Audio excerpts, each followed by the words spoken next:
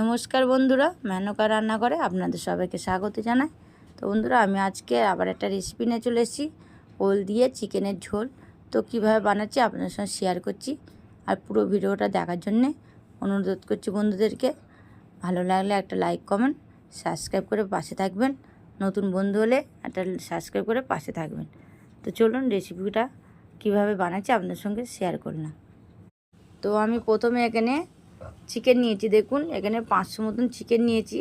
চিকেনগুলো ভালো করে ধুয়ে নিয়েছি, নিয়ে এখন পরিষ্কার করে নিয়েছি ভালো করে নিয়ে। আর এখানে বাজারে গেছিলাম, খুব ভালো ওল পেয়েছি, একদম নরম আর সুন্দর গলে গেছিলো ওলটা। তা আমি এখানে ওলটা কুচিয়ে নিয়েছি ডুমডুম করে। আর এখানে 4টে পেঁয়াজ কুচিয়েছি, টমেটো নিয়েছি, আর আদা রসুন আর কাঁচা লঙ্কা নিয়েছি। তো প্রথমে মিক্সির মধ্যে মশলা করে নেব। তো আদা দিয়ে দিলাম, রসুন দিয়ে দিলাম, ঝালের জন্য কাঁচা লঙ্কা দিলাম। আপনারা চাইলে আরও দিতে পারেন, আমরা ঝালটা খুব একটা কম খাই, তো সেই জন্য কম দিচ্ছি। এখানে অল্প পেঁয়াজ দিয়েছি আর টমেটো কুচিয়ে দিলাম। এইভাবে ওল দিয়ে চিকেনের ঝোল করবে, দারুণ লাগবে খেতে। আলু খাচ্ছেন না ওল খাচ্ছেন বুঝতে পারবেন না, অনেকে আলু খেতেও চায় না, তো এইভাবে বানিয়ে দেখবেন, দারুণ লাগবে খেতে। তো কড়াই তেল দিয়ে দিয়েছি, শুকনো লঙ্কা আর তেজপাতা ফোড়নে দিলাম। এবার একটু সাদা জিরে ফোড়ন দিয়ে দিলাম, দিয়ে কুচিয়ে রাখা হাফ পেঁয়াজ আমি আবার ভাজা করার মধ্যে দিয়ে দিলাম। হাফ বেটে নিয়েছি আর হাফ হচ্ছে কড়াই দিয়ে দিয়েছি। এবার এটাকে একটু ভেজে নেব, পেঁয়াজটাকে হালকা করে ভেজে নেব, খুব বেশি লাল লাল করব না, হালকা করে ভেজে নিচ্ছি, একটু নাড়াচাড়া করে নিচ্ছি।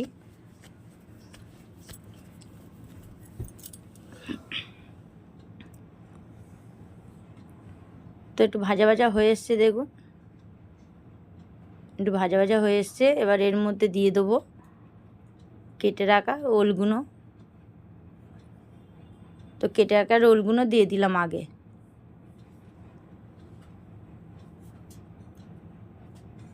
ওলটা দিয়ে ভালো করে একটু নাড়াচাড়া করে, ওলটা একটু অনেকক্ষণ ধরে একটু নাড়াচাড়া করে ভেজে নেব।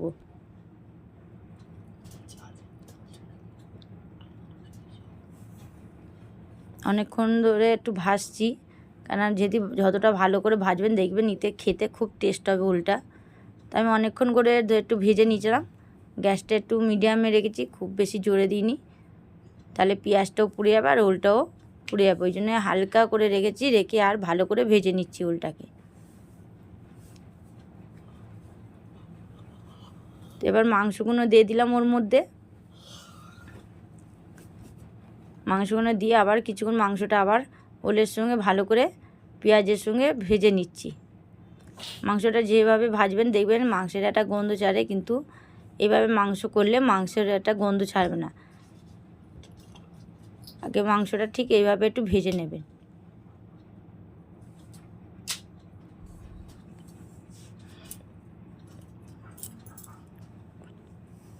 তো ভালো করে ভেজে নিচ্ছি একটু মাংসটাকে, দেখুন ভাজা ভাজা হয়ে এসছে, মাংসের কালারটা একদম পাল্টে গেছে।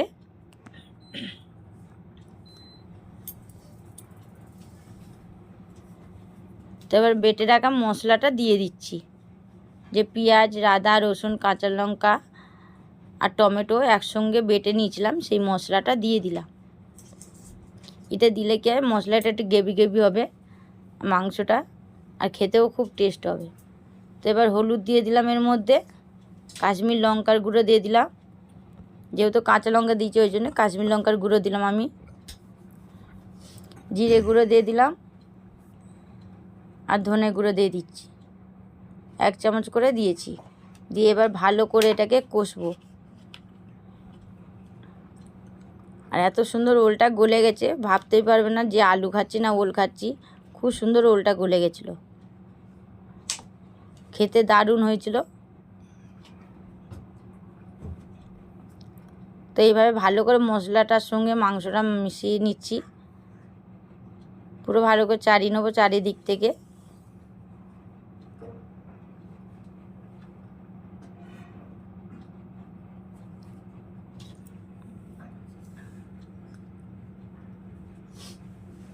তো এইভাবে মাংস রান্না করে দেখবেন বন্ধুরা, দুর্দান্ত লাগবে খেতে।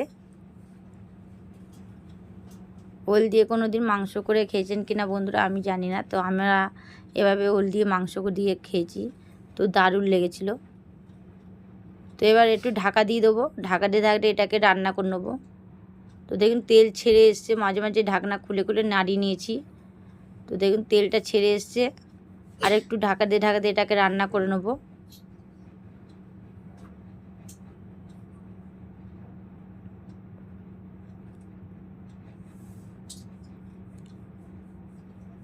আর কালারটাও খুব সুন্দর হয়েছে দেখতে। এবার নুন দিয়ে দিলাম, নুনটা দিয়ে আবার কিছুক্ষণ কষে নেবো, ঢাকা দিয়ে রান্না করে নেব।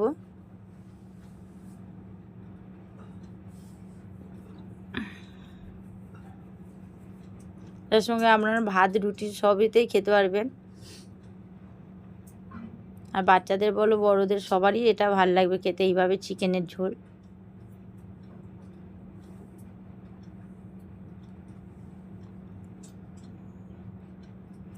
তো এবার ঢাকা দিয়ে রান্না করে নিচ্ছি।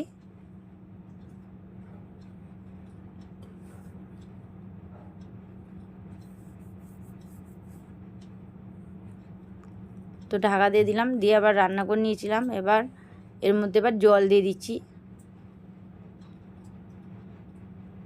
খুব বেশি ঝোল করিনি, কিন্তু ঝোল অল্প করে করেছি। আপনারা চাইলে আরও ঝোল দিতে পারবেন, বা এটা কষা কষাও খেতে দারুণ লাগবে। তা আমি একটু জল দেবো, দিয়ে এটা ভালো করে ফুটিয়ে নেবো। ওলটাও সিদ্ধ হয়ে এসছে, আর একটু জল দিয়ে ফুটিয়ে নেবো।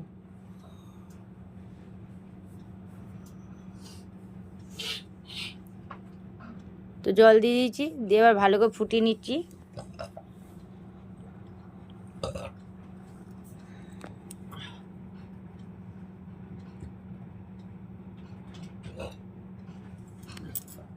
তো দেখুন একদম ফুটে গেছে, ওপর দিয়ে গরম মশলা ছড়িয়ে এবার নামিয়ে নেবো।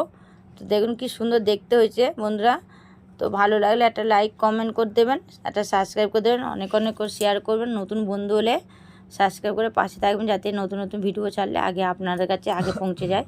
তো এখনকার মতো না পারে না, নতুন ভিডিও না আবার ফিরে আসবো। নমস্কার।